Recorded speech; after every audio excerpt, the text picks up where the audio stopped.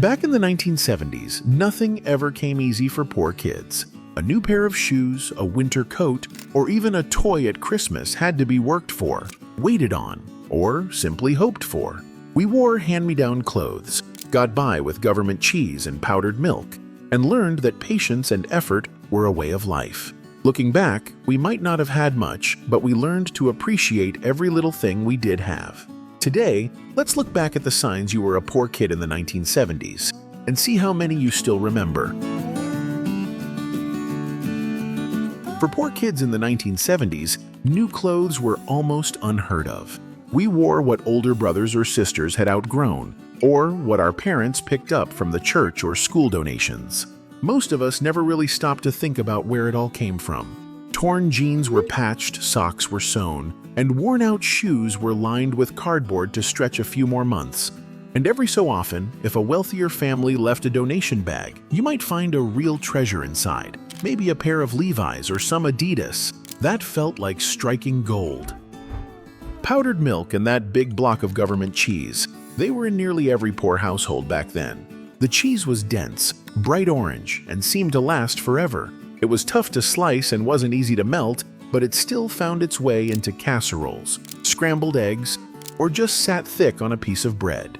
The powdered milk came in a box, and no matter how well it was mixed, it always had that chalky taste. Parents tried to make it cold and smooth, but we knew the difference.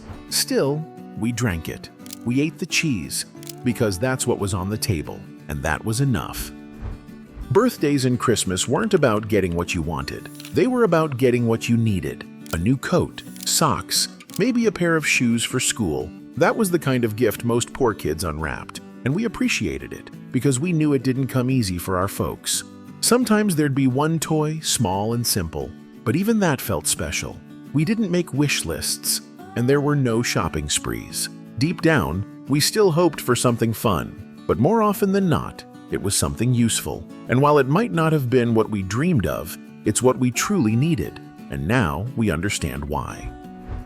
Back in school, getting a free lunch meant you had to use a different colored ticket, or sometimes wait at the end of the line until everyone else was served.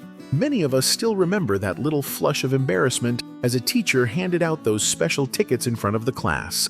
The meals were simple, nothing fancy, just enough to fill you up and get through the afternoon. For some, that quiet moment in the lunchroom was a reminder that money was tight at home. Most kids either brought their own lunch from home or bought it with cash, never thinking twice about it. But for us, it was just part of life. Growing up poor meant sometimes being singled out, even if no one said it outright. There were always little things that gave it away. The same worn clothes, hand-me-down jackets, or maybe that free lunch ticket we talked about earlier. It didn't take much for kids to notice. A look, a quiet joke, a whisper behind your back. Most of the time, the teasing came from other kids who didn't understand how much it could sting. We laughed it off, kept quiet, acted like it didn't matter. But deep down, it did, and some of those words stayed with us a long time. When money was tight, fun didn't come from the store. It came from our own heads. We turned sticks into swords, dirt into racetracks, and cardboard boxes into castles or spaceships. A patch of grass became a ball field, and a sprinkler was as good as any water park. We made up games, made our own rules, and played until the streetlights came on. We didn't need batteries or instructions, just time, a few friends, and a little imagination. And honestly, some of those made-up adventures are still the best memories we have. Summer break didn't mean road trips or beach resorts for most of us. It meant staying home, playing outside, and maybe visiting cousins if they lived close enough. The hardest part came when school started again, and everyone talked about where they'd been. Some kids had stories about Disneyland, cruises, or cross-country adventures. The rest of us quietly listened, or made something up just to feel like we belonged. Our summers were filled with bike rides, running through sprinklers and watching cartoons. Nothing fancy, but still full of little joys. For poor families, fast food wasn't just food, it was an event. A trip to a place that served hot meals didn't happen every weekend. It might come once or twice a year, maybe for a birthday, or if someone had a little extra in their paycheck. And when it did, we remembered it. That hamburger and small fries felt like the height of luxury. Most of the time, we just caught the smell walking past. Sit-down restaurants? That was another world entirely. Some of us didn't step into one until we were nearly grown, and when we did, we weren't even sure how to act. For wealthier kids, eating out was normal. For the rest of us, it was something to dream about. In poorer neighborhoods during the 70s, being a latchkey kid wasn't rare. It was normal. A key on a string around your neck meant you'd be letting yourself in after school, with no one home. Parents were working long hours, sometimes 2 jobs, and even 8 or 10-year-olds had to look after themselves, and often a younger sibling too.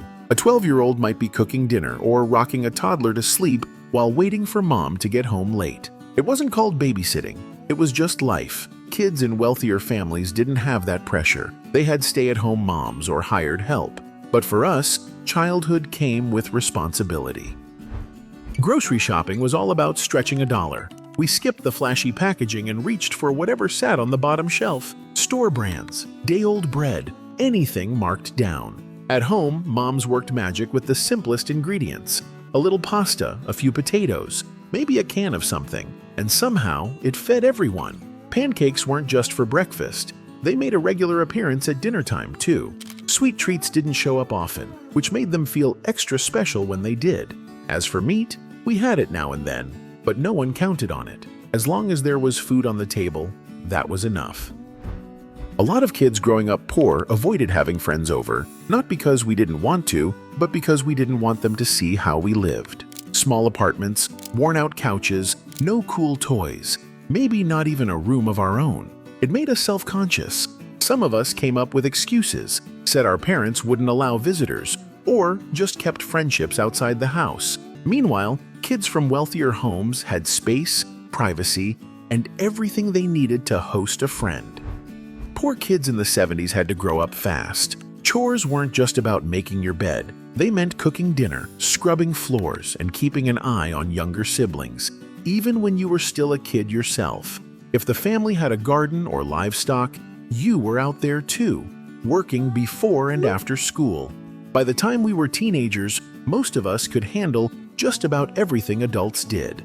And we started working for real money too, delivering newspapers, mowing lawns, babysitting, or pumping gas. It wasn't extra, it was expected, and it taught us early what responsibility really meant. If something broke, we didn't toss it, we tried to fix it. That was just how things worked. Radios, shoes, toys, everything got another chance. Moms sewed buttons back on. Dads taped up broom handles, and kids learned to patch up their own bikes with whatever parts they could find. Empty jars became drinking glasses, old shirts turned into rags, and wrapping paper saved and used again next year. Nothing went to waste because we couldn't afford for it to. In the 70s, AC was a luxury most poor families didn't have.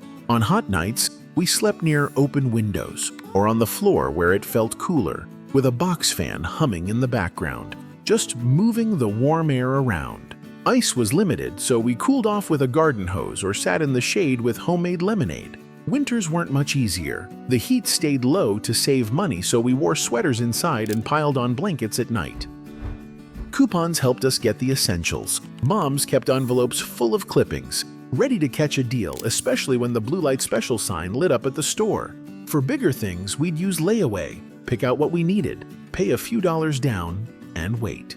Our jacket or shoes stayed behind the counter until every payment was made. Sometimes we waited weeks or even months, but finally bringing it home made it feel twice as special. If any of this brought back memories from your own childhood, or made you think of something you went through, feel free to share it in the comments. We'd love to hear your stories. And as always, thanks for watching.